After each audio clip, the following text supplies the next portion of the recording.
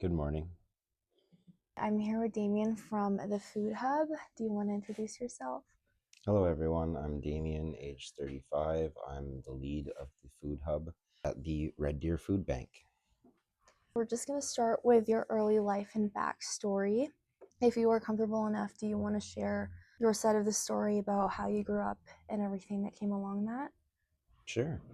I grew up in a big house. There was me and my four brothers. There was five of us in total. All my brothers ended up leaving pretty early, though, so I was basically raised as an only child. And I didn't really get to see much of them or get to meet them much. When I was, I would say, about 13, 12 or 13, I went to a family function and a gentleman walked in with his lady, and I leaned over and asked my mom, "Who's that?" And she had to inform me that that was one of my brothers. And that was the first time that I had ever met my one brother, Josh. Because of religious reasons, they kept some of them away from me because they thought that they were going to be bad influences on me. So that's why I was basically raised as an only child, because I just didn't actually have any contact with them because they were bad influences. Growing up, I was raised in a pretty strict religion. It did provide me with a lot of routines and a lot of discipline, which really helps in my life, especially in my recovery journey, especially able to tap back into those roots. I ended up getting kicked out of the house at 14, almost 15. And that's when I started living on my own. I took up multiple jobs to be able to afford to live on my own and basically start life. And I did not finish my education. I was homeschooled. So when I got kicked out, I didn't finish that. And so, because of the career that I wanted, I ended up finally going back and getting my GED so that I could go to college and do all the things that I actually wanted to do in life. And so, that's a little bit about how I grew up. Okay, Damien, you've mentioned to me and Paige that you started drinking at a younger age. Could you tell us more about that and what the factors were and what kind of influenced you into drinking? In the very beginning, it was curiosity. I started drinking before I was 10. My father would come home from work and sit in his chair and watch the TV and fall asleep and sometimes leave a beer behind his chair. And I would sneak in after he was asleep and I would drink his beer. I would also find his stashes of harder liquor and go and find those as well. I was curious in the beginning. And then later on in life, unfortunately, it turned into me using it for reasons that I shouldn't have. Was there a moment when you were homeless that really stuck with you? Yeah, quite a few moments really stick out with me. And unfortunately, in the circumstance that I had put myself in, I was out in the middle of nowhere. I wasn't in a city, so I wasn't able to, access power or anywhere where I could gather heat or even, I hate to admit this, but easily steal something that I would need, like food or heat or power. But being out in the bush did afford me a few opportunities that were great, which was ways to survive, like cutting down lumber and being able to sell it to ones that used it to heat their homes throughout the entire winter. I had three main clients, and they would buy all the lumber that I would go and find, and I would also go out and find really good lumber like birch and get them good quality stuff and sell it to them for a good price. So not only was it affording me good paychecks, but it was also giving them a good deal as well, and me a good workout. So yeah, things that really stuck out. Definitely one would be that way that I was able to make some money and survive. Those people helped out quite a bit. It was nice to see the good humans that are still actually out there that were willing to help. Luckily, we were able to post on Facebook every once in a while, and there was a few people off of there that actually made the drive out to us and came and gave us some things and helped us out. So it was very nice that way. Probably the biggest thing that sticks out in my mind, though, is there was a week through the winter where, with the wind being minus 35 to minus 45, and it was exceptionally cold. Both me and my ex were having a very difficult time. We were sleeping with all of our animals. We unfortunately had to We mentally weren't prepared to handle the situation, and we didn't have anywhere else for our animals to go at that point, or we thought that we didn't. So we had two of our cats and three of our dogs with us. So I still to this day believe that there are moments where we only survived because of our animals. We were in one big pile, sleeping together, staying warm. So that is definitely one thing that really sticks out with me.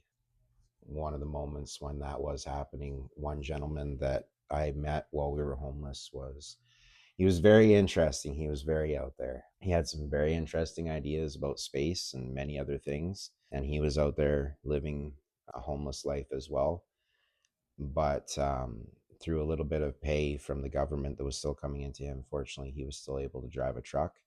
And during that snowstorm and many others, he ended up coming and checking on us. So it was rather nice to, in the middle of a blizzard, look outside, and through all this snow where you can't even see 2 feet out, all of a sudden you see two little dots coming down our horrible trail towards our place, and it would be him coming to check on us to make sure that we were doing all right. So it's moments like that that I cherish. There's a lot of times that really sucks. Having to make sure that I fed my wife before myself, having to make sure that I fed my dogs and my cats before myself.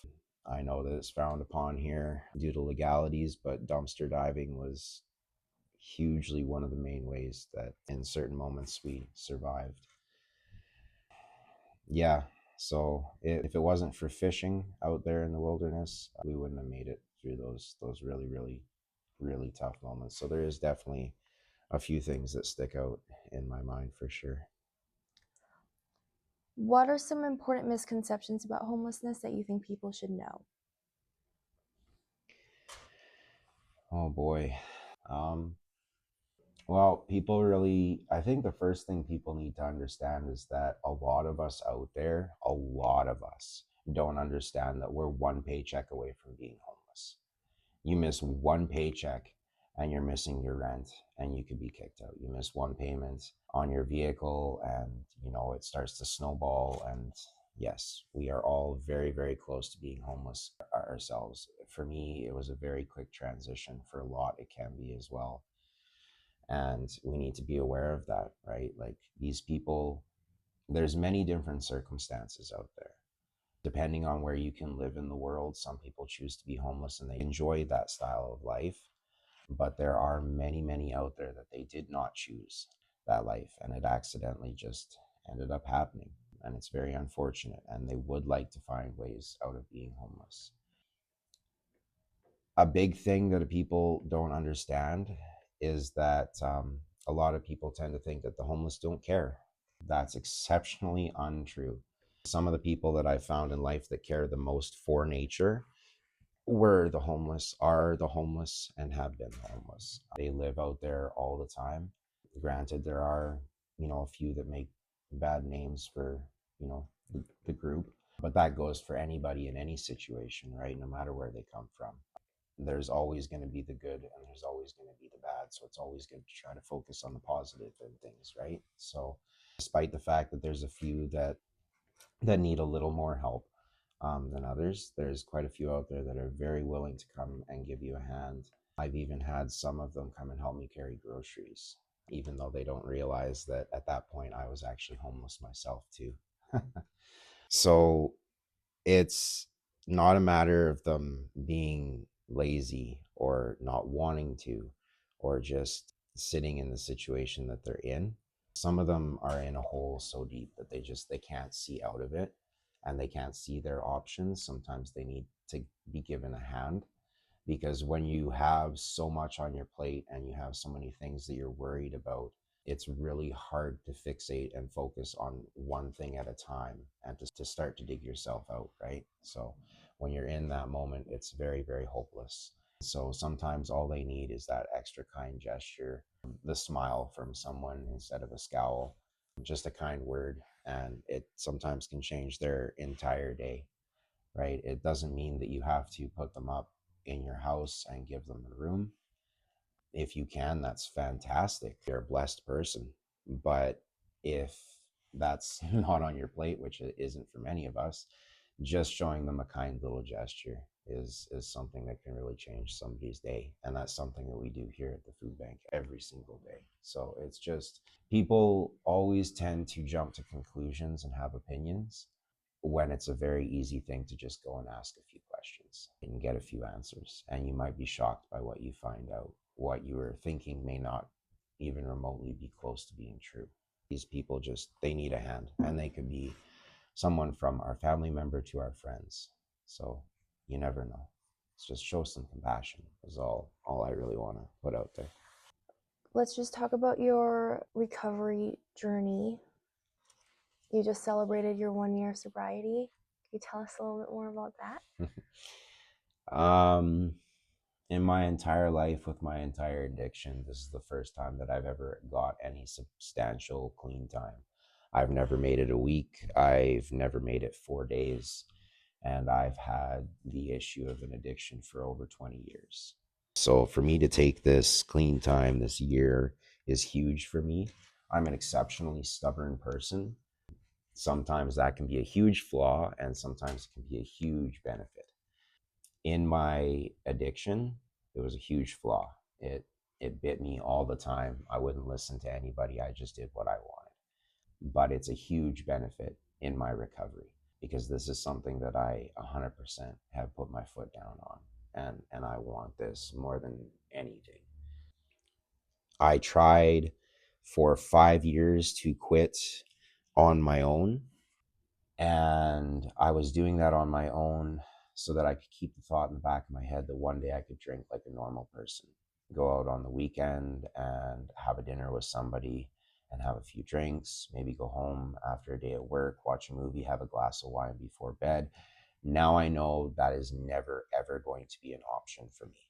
I drink for completely different reasons than other people do. I use it to mask things. I use it to deal with situations. I use it as a crutch. It's not just to have that happy little buzz and then enjoy my next day at work. It's to literally cover up the past pains and things that I was not in the past. I need to clarify, willing to deal with. Now I am, which is very, very nice. I just got tired. I got tired. It was 20 years of having goals, having aspirations and dreams and things that I wanted to do. And they were amazing dreams. And I never got any closer to them in 20 years. It was very heartbreaking once I started to really fixate on that. Not only that, but my body was shutting down. So in this past year of sobriety, I have gone leaps and bounds towards my hobbies, my goals, the things that I want to do. It's unbelievable the changes that have been able to happen in the past year. And I know that I want this recovery because I'm still doing it. Like I said before, I'm exceptionally stubborn. I've had many opportunities to just go and, as some people would see it, have fun and just say to heck with it. And that's not the life that I want. That's the key. I want to have a good future. I want to be able to walk through open doors when they're presented to me and not just be drunk and let things pass by.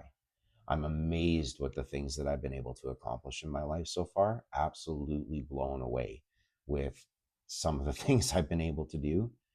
And it really takes me back to sit there and think about, well, if I wasn't an addict, if I wasn't an alcoholic, if I actually gave it my all instead of drinking 24/7, including at work, where would I be? There's amazing things that I could have been doing. So I'm just tired of wasting time. I'm excited to take 1 year. This month on the 28th, I'm going to take 1 year and 1 month and then keep going from there. Okay, working at the Red Deer Food Bank. How did you first find out about the Red Deer Food Bank? Well, actually, I found out about the Red Deer Food Bank. I had known about them for a while.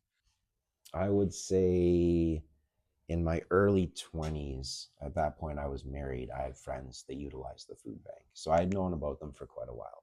When I came back to town from being homeless, they helped me a lot. When I came back from being homeless, I utilized the food bank a lot. Every month I needed to. I wasn't able to pick what I wanted, but what they gave me was keeping me alive and able to keep going forward and to find a job and to get my life back on track. So when I got to the center, where I did my recovery, where I stayed for almost a year. Through the different progressions in the program, one of the phases, they want you to go back out into the community and start working your way into society and building your outside community. And one of the ways they want you to do that is by volunteering. There's two places that I really wanted to go volunteer with. I love animals. I love animals more than humans. I think a lot of people can relate to that. They just give unconditional love and they are fantastic. So I wanted to go and volunteer with some animals. So I found one of the humane societies here in town and started working with them. And then I also remembered how much the food bank had done for me. And I thought that it might just be nice for me to give back. And I remembered being in that situation of going there and how I felt. And I knew that I could help with that situation. Sorry, I'm getting a bit emotional about it because it really sucked. Yeah, just to have your life going pretty good and you have what you think is what you need out of life, right? And then things go wrong and a few things happen, and next thing you know, you're going through a hard time. So being, it's just people judge right away. That's a huge issue, not only with the homeless, like we talked about before, but with people that come to the food bank. They're getting judged by others, and it's sickening because you don't know their situation. You don't know whose grandmother they are. That's somebody's family member, that's somebody's daughter, that's somebody's grandmother, grandfather, and they're just trying to live. And then you come here and you say mean things about taxes in regards to them. It's not acceptable. I've been there, many have been there, many who are in good positions, in good standing positions right now, doctors, lawyers, many with exceptionally good jobs in the past. You have no idea where they've come from. They may have come from the exact same situation. Sorry if I got a little sidetracked there, got a little worked up. But yes, I knew coming to the food bank, I could really be a benefit because not only have I been there, but I will absolutely pass no judgment. I don't care what vehicle you come in, if it's the oldest thing in the parking lot and rusted to the ground, or if it's a Lamborghini. I'm not going to judge you. And I hope that nobody else does either. Compare the food hub from the past to now. You've spoken a lot about Mm, that.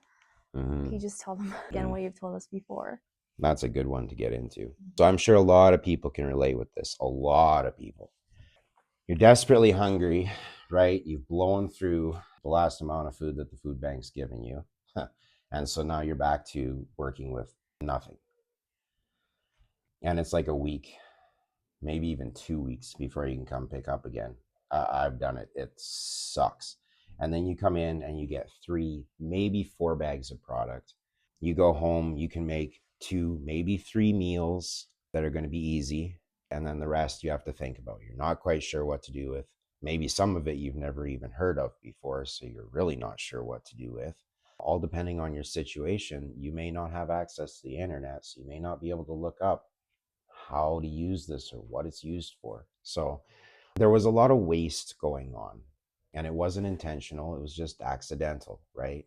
We didn't know that people wouldn't use certain things. We weren't able to communicate well enough with people. It was just we were able to make these bagged up hampers and hand them out to you as you came in. It was very beneficial. Like I said, I appreciated the food bank more than anything. They helped me out through a really rough time. But we needed to change the system. We needed to make it a little bit better. And there's been a few other food banks that have been doing this for quite a while now. So we needed to change the system. We needed to make it a little more efficient and better because not only were you getting products that you didn't necessarily know what to do with, but we had products that we didn't necessarily know what to do with. Sometimes we got a overstock of things and we didn't know what to do with it or how to get it processed quickly enough. Or there's random things that we're really not sure who would actually want. So we decided to go to the same system that these other cities have gone to, which is like a grocery style store shopping experience. And so when you come in now, you're going to be greeted at the front desk. If you've had an appointment booked, they will let you sit down in the back in the waiting area. And as soon as the intake is ready, the intake will come and grab you, process you, and then they will give you a sheet of paper for your shopping experience. And you'll sit back out in that waiting room. And then one of our volunteers or paid staff is going to come and get you and take you through the store for the shopping experience. So when you're going through the store, you're actually going to be able to pick out exactly what you want. For example, we're going to show you the canned soup section. You're going to see canned tomato soup, canned vegetable soup, and chicken noodle soup. I'm going to tell you you can pick two of any of those, and like I say, you can look through and pick whichever two that you'd like from those ones. And then we're going to go through the entire store doing the exact same thing. There will be some extras. Like I mentioned before, those items that are hard to process that we get a lot of, you will be let know about on your shopping trip. So when you're going through, if you see a whole bunch of cucumbers, they'll let you know, hey, we have a whole bunch of extra cucumbers. I use that as an example because that just recently happened. But they will let you know. There's quite a few things that will change. And what I mean by this is there's certain things that we consistently buy, like the staples, and you'll always be guaranteed to get those. But there's other things that will fluctuate. It all depends on donations and what we get coming in through the back. So sometimes you're going to be able to pick quite a few condiments, dressings, things like that, maybe two. But then there might be quite a while where we'll be giving out one from an entire section of shelving. And that's just because we don't have any more product in the back and we need to make it last until we have more donated in.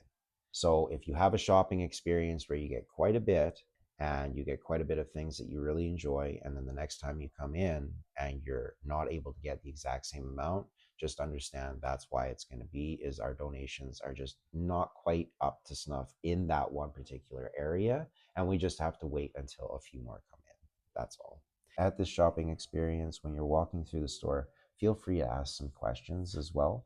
A lot of our shoppers that will be taking you through have a lot of knowledge and experience, and if you're not quite sure how to use a certain product that we have on the shelf, just give an ask. If they don't know, I'm sure they might be able to find out for you, and we can know how to use that, and you'll learn how to cook with it as well. So it's a very good experience where a lot less waste happens. You get more so what you want. You end up in the long run actually getting more by the end because we're able to actually process those things properly that we're struggling who to give it to. Because instead of trying to pick and ask every single person, we can just put them all out on the shelf. And when someone comes through and sees it and actually enjoy using it, they would select that one product. So it makes it easier on both ends for us and a lot more efficient. What does it mean to you to be working here, and what is your why? Why do I work here? Well, there's a lot of different ways that I could express why I chose to come here. I'll start with explaining a few and then sum it up, I guess. The feelings that I get, there's a lot of ups and downs working here. Of course, we're all human, we're all imperfect, and unfortunately, some of us will slip and tend to be a little bit greedy. There are some customers that come through that we have to really manage appropriately because they're trying to take more than what they are allotted. And then there's others that they just appreciate anything that they're given, which just completely fills your cup. So it's a little bit of ups and downs. But for all those positive interactions, the grandmother that I know is struggling, that is able to feel comfortable going and seeing her grandchildren because she has a full belly, that makes me feel really good. Being able to escort some of our ones that are going through a rough time right now, because I've been there, and knowing to stay away from the freezer section and the fridge section because that's not going to serve them any good, and knowing that this particular person, if they take an extra peanut butter, that's okay. I wanted to start giving back. To sum this all up, for a lot of my life, and even through my addiction, even though I felt really down and out, I still felt this way. The world just has way too much anger and hatred in it. It really does. I understand times are tough. There's a lot going on. But the easiest way to see it is like when we're driving. Everybody is driving angry now. It's not road rage. It's just they're driving angry. Everybody's having a hard time. Bills are hard. Gas is hard. Food is hard. Everything's hard. So I understand where the anger is coming from, and I understand where the frustration is coming from, because it's not just that, but everything else from life piled on top, whatever else may be going on in your life. I just want to spread some positivity, some love, some happiness, and just show that there's honestly people out there that still care, that aren't going to be judgmental, but just help and just want to see you feel good, whether that be a smile or a full belly. It really makes me feel good. And with the way the food bank is trying to operate now, with helping the customers come through, if they're struggling in other ways, like finding housing or financially, or trying to figure out how to get their ID back, we're trying to find ways where we can step up and help in those regards. And so my end goal in the future would be to work with troubled youth. I'm on the waiting list to get some schooling done for that. And I think that working here just completely fits into that whole goal that I have. Because before I work with troubled youth, I'm on the waiting list to do some schooling to be a recovery coach, because I'll be able to do that while I get the other schooling done. If I could implement that here at the food bank, I'm hoping to do so in the future. I've talked about it a little bit in the past about it, and we'll see in the future what comes of that. I would just keep for me personally, yeah, I don't know. I would just like to really utilize it in the future here, because that's my goal, is to just be able to help back, give options, and show people when they're ready and ready to do it, that it is possible. It's hard, but it's possible. And there's people there that'll help you. Is there anything else you want to share? Well, I think you guys heard it a little bit and quite a few times here. Just be kind, right? Like, everything sucks right now. It's hard. It's hard to find that happiness, but happiness is always found in the little things. Like, if I can't find happiness during my day just seeing something colorful, I love colors and smells. If I'm noticing that I'm not enjoying a beautiful smell or beautiful colors, then I'm not enjoying the little things, and there's something wrong. So it's just, we need to be at a point in our life where we enjoy those little things. And I find that when we do that, it's a lot easier to give back and help and want to see other people smiling. It's infectious. If you're happy and you're smiling, you want to see other people happy and smiling. So when you see somebody down or struggling, it's natural for you to want to go and help that person. So just stay happy, don't judge, and just ask a few questions, get a little information, and you'll never know the situation until you actually get the truth and find out. Okay, thank you, Damien. You're welcome.